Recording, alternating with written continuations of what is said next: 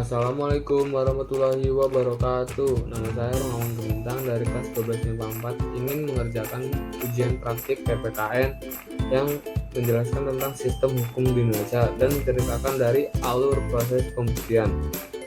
Sebelum kita masuk ke intinya, di sini ada yang namanya perkara pidana. Perkara pidana adalah suatu perkara yang perbuatannya dilarang oleh aturan hukum dan disertai sanksi bagi barang siapa yang melanggar aturan tersebut. Yang pertama adalah penyelidikan.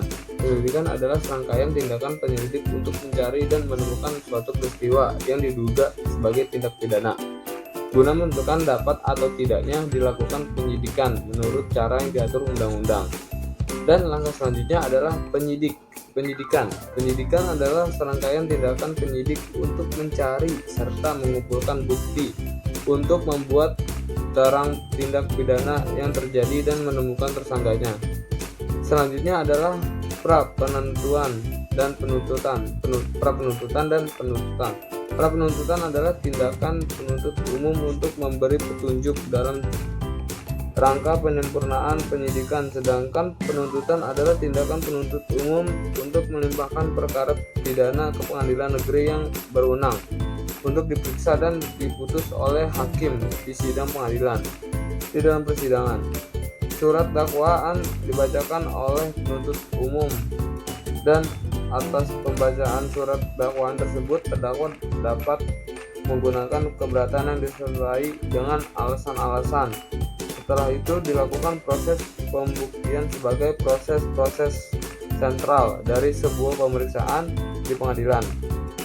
Pembuktian menjadi sentral karena dalil-dalil para pihak diuji melalui tahap ini guna menemukan hukum yang akan diterapkan dalam suatu perkara tertentu. Adapun alat bukti yang sah dalam perkara pidana menurut Kitab Undang-Undang Umum Hukum Acara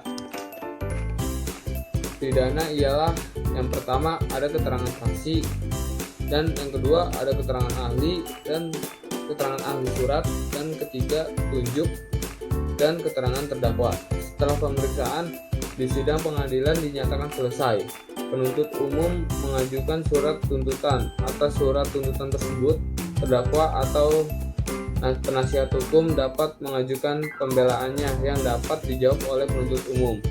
Putusan pengadilan yang diucapkan hakim dalam persidangan dapat berupa pemidanaan atau bebas atau lepas dari segala tuntutan menurut cara yang diatur dalam undang-undang dan pertimbangan hakim. Dalam putusan tersebut, terdakwa